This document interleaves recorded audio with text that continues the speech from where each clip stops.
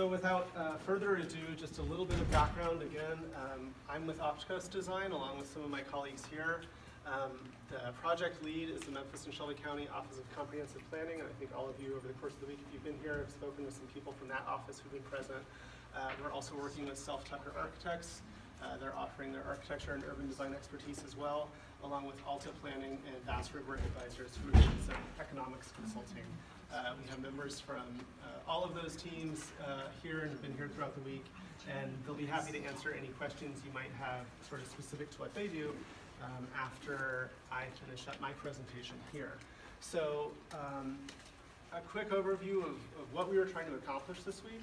The vision that was established in the Memphis 3.0 Comprehensive Plan was that in its third century, the city of Memphis will grow up, not out.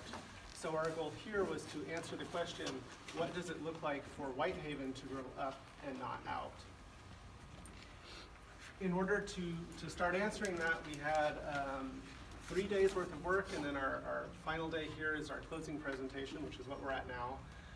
We started on Wednesday. The weather was actually pretty inclement, so we didn't do very much walking, but we had some people stop by and sort of talk about existing conditions, talk about past planning efforts they've been part of, and sort of start to lay a foundation for the work we did later in the week, during which time we had some open design studios when several of you stopped by, sort of looked over our shoulders, gave us some feedback about what we were drawing.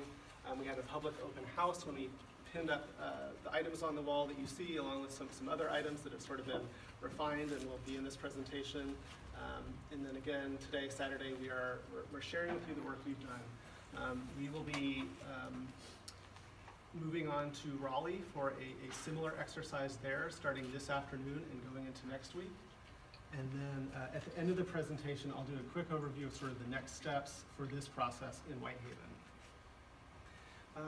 A little bit of background about why we're looking at Whitehaven Plaza. So those of you who've had a chance to look at the Memphis 3.0 Comprehensive Plan might know this already, but for those of you who have not had a chance to look through that document, the growth scenario that was most favored by Memphians looked at how you can concentrate growth in sort of areas that have already been developed and actually supporting and intensifying those places rather than sprawling out further into undeveloped areas. And Whitehaven Plaza and Whitehaven generally was one of those places that was identified where growth and investment would be desirable. So specifically, there are different community anchor types that are described in the plan, and those provide sort of a vision for what that growth could look like at a high level in different places around the city. So this map here is the land use map that was created for Memphis 3.0, and that's showing this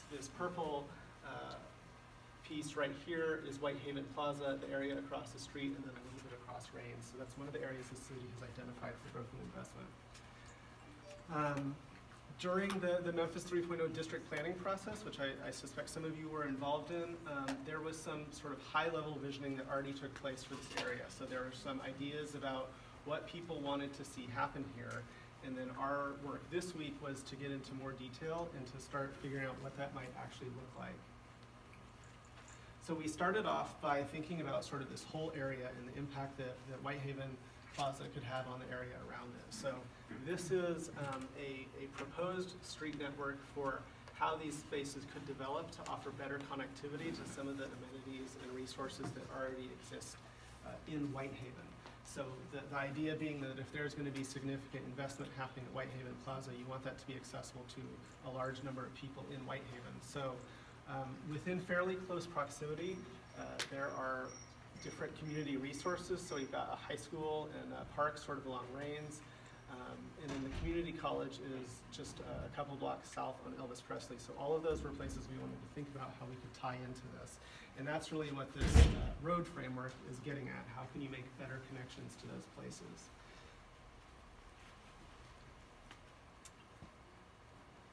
So we started off by looking at mobility improvements.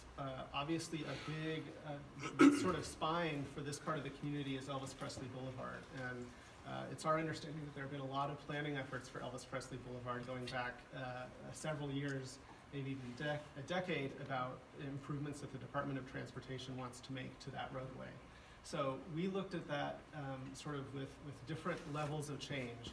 If anybody wanted to go sort of beyond what was already being planned for implementation by the Department of Transportation, we wanted to look at how that could affect the area we were designing. So we kind of thought about it as no change, which is the condition today. It might just be better maintenance, but really the design wouldn't change. Some change, which is what the Department of Transportation is planning, and I'll go into a little bit more detail about that if you're not familiar with it. And then we thought about what more change would look like, and then this should really say most change, because it proposes the biggest change to the roadway. And I'll go through in detail all of these, but I wanted to sort of lay out that there are different degrees of change that we can think about really with anything in this area.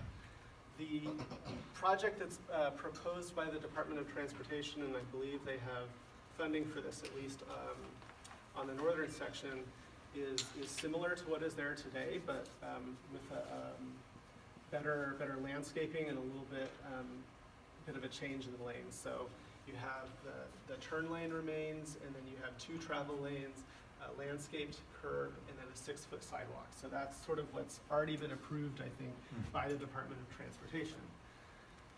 So one of the things we heard over and over is that it's dangerous and difficult to make left turns on Elvis Presley. So we wanted to think about how you could make it easier to access the local businesses along Elvis Presley while still allowing a high volume of traffic to move through the area. So this is an alternative option sort of in addition to what the Department of Transportation is proposing. And that would look at local access lanes on either side. So if you are trying to get to one of the businesses here at an intersection, you might pull into one of these lanes rather than trying to turn left across this traffic to get into a driveway. That also provides sort of a better look for the businesses along here, because they're able to have some landscaping and larger sidewalks in front of the business. And that version was looking at sort of if all the buildings just stay where they are and any new buildings sort of build along that same line. This version, sort of the most change option, is looking at if buildings get closer to the street. If there's more pressure for development and buildings want to be closer to the street, this could give you a similar local access lane scenario, but with the building closer to the street than sort of what is there today.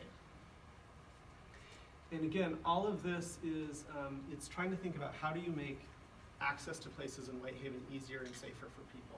So another thing that we thought about is that there's sort of a high-level plan to look at Elvis Presley Boulevard for bus rapid transit. So that program is already being implemented on Union Avenue in sort of central Memphis.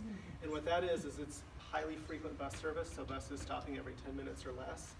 Oftentimes they have sort of fancier bus shelters than a normal route, and it's really meant to make transit a preferred option and a really easy option for people to use. So we wanted to make sure that any designs that are proposed are compatible with that type of transportation as well. The other major roadway, at least as it involves Whitehaven Plaza, is Rains Road right out here. That's another one. It's connecting to some schools in the area. If Whitehaven Plaza became a real community destination that kids might be walking to or from school to get here, we wanted to make sure there was a safe way for them to do that. So again, we sort of looked at it in this way of no change, some change, or more change. The existing condition, you all probably know this, it's 2 lanes in each direction with a center turn lane. There's no dedicated bicycle facility if anyone's trying to access an area by bike. It has 5-foot sidewalks, and according to the latest traffic counts, it is designed to accommodate more cars than actually use it, at least in this area near Whitehaven Plaza. So there's more road than there needs to be to fit the number of people trying to drive on it. What that does is it provides an opportunity to look at how to accommodate other users. So we like to talk about a road diet. So that's taking roads that are too big and reducing them so that they are sort of right-sized for the amount of traffic that actually drive on them, and then find space for other uses. So that could be a bike lane in both directions, some wider sidewalks with trees and landscaping to make it look nicer and to make it safer and more pleasant to walk along. Or we could do the same thing, we could remove some travel lanes and actually get a 10-foot pathway that you could use for cycling, walking, jogging, scooters, or whatever. And that might be on one side of the road with some landscaping and trees on either side of it, so that it's a really attractive route to walk if you're trying to get to or from Whitehaven Plaza to those other destinations along Rains Road. So that was sort of a larger regional approach, looking at how we can connect Whitehaven Plaza to the area around it. After that, we sort of zoomed in on the urban design and sort of the physical design of Whitehaven Plaza. And what we heard sort of consistently in both the district workshop process and over the course of this week is that people want a mix of uses. They want a destination for Whitehaven where people are able to come here to do their business rather than having to travel into Mississippi or further into Memphis to access the sort of retail they want, the sort of dining they want, and the sort of entertainment they're looking for. So one important piece of that is that in order to attract the type of tenants that people desire, having a residential component to your project can make it a much more attractive location for retail to locate, because they know they have a built-in customer base right there who can walk to their establishment. So this is sort of the big picture plan that we want to share with you today. It's a vision of what could happen, not what will happen. So this is looking at what is possible. It'll take more in-depth planning and other people with skills sort of beyond mine to bring this to life. And I'll talk about that at the end of the presentation, sort of what that involves. So the big pieces of this plan is an improved environment for the large footprint retail businesses that are already here. So you have the Village Marts, the Planet Fitness. Those occupy pretty big spaces, and we think that there's a lot of value in those staying here. We heard from a lot of people that they value those places, but that they want the center to look nicer, more inviting, and have some more activity going on in it.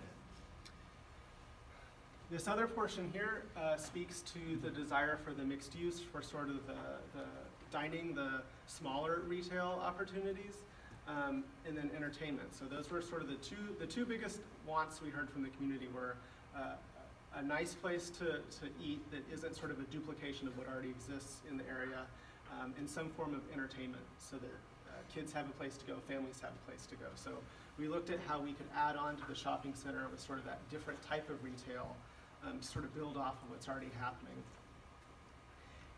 And then again, we looked at where we could fit in some residential to help make this a more appealing retail environment, to also keep people sort of on the site 24 hours. So if you have people living here, they're going to be looking out for the neighborhood. They're going to be making sure that the crime stays in check, and you'll sort of have people on at Whitehaven Plaza 24 hours to keep it a little bit safer. But we wanted to think about residential in a way that it's not duplicating what already exists in Whitehaven. And I'll talk about that a little more because we know that there are already quite a few residential properties in Whitehaven. So on our first day here on Wednesday, when we were talking with the community, we heard some ideas about places people have been that they liked, that they thought could be a good model for how this place could develop. So we did some research, we found these places online, and we looked at mixed-use places with a retail focus. And we tried to bring all the attributes that we see in these into the design that we've proposed for Whitehaven Plaza. And all of these and more are up on the wall over there, and we're happy to sort of talk with you about those afterwards if you have questions or if you think we're missing something too. So the existing retail space in Whitehaven Plaza, on this map it's showing up as these gray buildings, is around 192,000 square feet. So not all of that is occupied currently, as you can tell.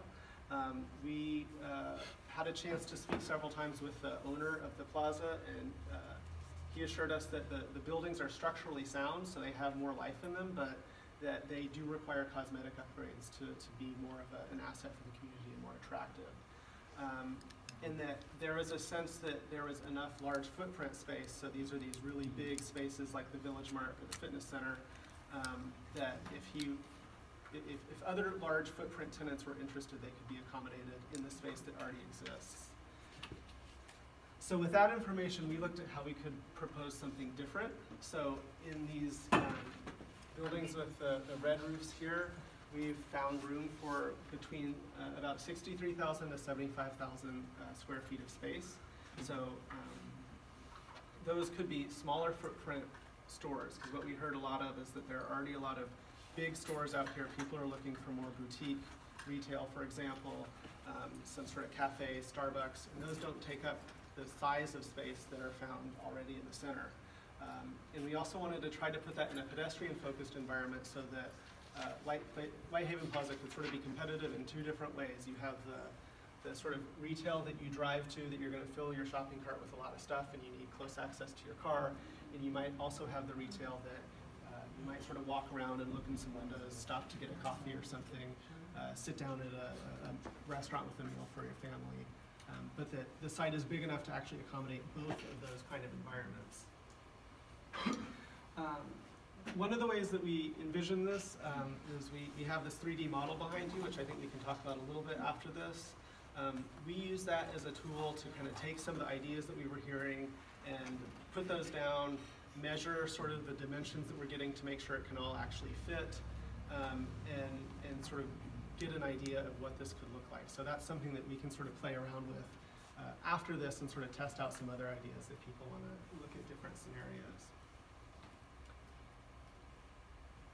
So I'll go into some quick detail about sort of those 3 different districts that we identified could fit on Whitehaven Plaza. So again, this mixed-use destination has space for restaurants with outdoor dining. That was a big thing we heard that the community is looking for.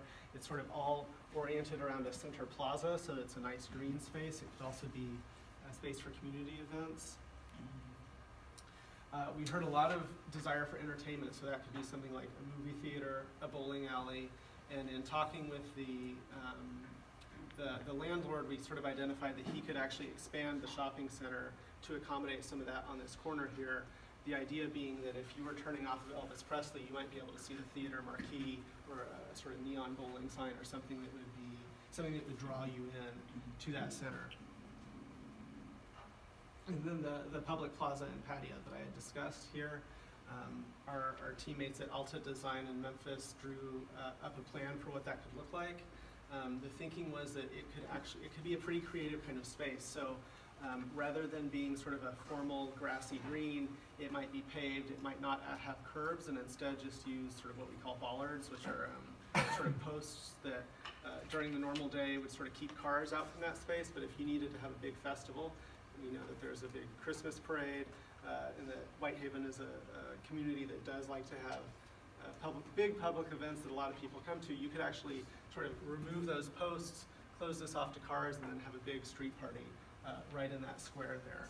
We heard, you want family friendly, so maybe there's a fountain or one of those sort of splash pads that kids could play around in while the parents are sitting eating dinner or something. And importantly, it's sort of supervised on all sides by retail frontage. So there's a lot of built-in security there with the retail tenants around that. This is a sketch of what that might look like. So you have sort of the entertainment venue here, plaza here, and then that's surrounded by retail with either office above or maybe residential above. Again, looking at a lot of opportunities for outdoor seating, for the sort of smaller format coffee shops and restaurants, and again, that central gathering space that's sort of flexible for outdoor events.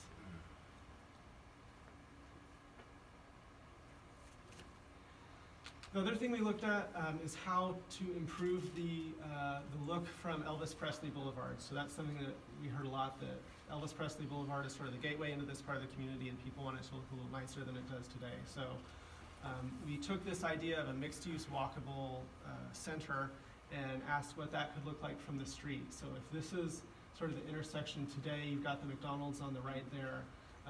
If that were to have intersection improvements where there's safer crossings, repavement, and then the entrance into the center is improved with sort of landscapes and curbs, this is what that could look like. That could be a short-term improvement. Longer term, you might look at some infill development, some bicycle infrastructure along the street. If the theater goes in, again, it sort of forms that destination at the end of the road. And then if if this becomes a really energized, valuable place, there might actually be enough demand for some of the existing tenants to change the format of their buildings. So you might get a McDonald's on the ground floor that has sort of the services in the back, and then you might get some offices above that or something. And that would be a much longer term change, but it's something that we wanted to put out there as a possibility. Again, we said we heard people want to keep a lot of the elements of the existing center, but they'd like it to be more attractive. So we looked at how you could make the parking lot something more than just a parking lot. That might have better landscaping with the pedestrian passage. Again, that new retail frontage along Elvis Presley that we talked about, with the potential for actually a hotel. The landowner said that's something he's interested in attracting out here. We heard a need for a new community center building, that was something that is lacking, or that the existing facilities aren't sufficient, and that this might be a place that would be appropriate for a new community center building. And that could sort of be an anchor to a pedestrian passage that can move through this parking lot. So we know that a lot of people are still going to drive to Whitehaven Plaza into the future, so we want to make sure they have enough parking, but we think it can look inviting and it can look nice and it can actually be an asset. So the idea here was that if we have a community center here, you could have sort of a pedestrian promenade through the parking lot that would have landscaping, and on Saturdays or Fridays or sort of whenever, you could close off some of these parking spaces, and that could become a farmer's market or a food truck walk down there. So it's really easy for people to pull their food truck up. This is a nice place with shade trees that you can walk along, and then when they're done, it's sort of easy for them to drive away as well. So again, sort of thinking about, we need this parking, but can we do something creative with it?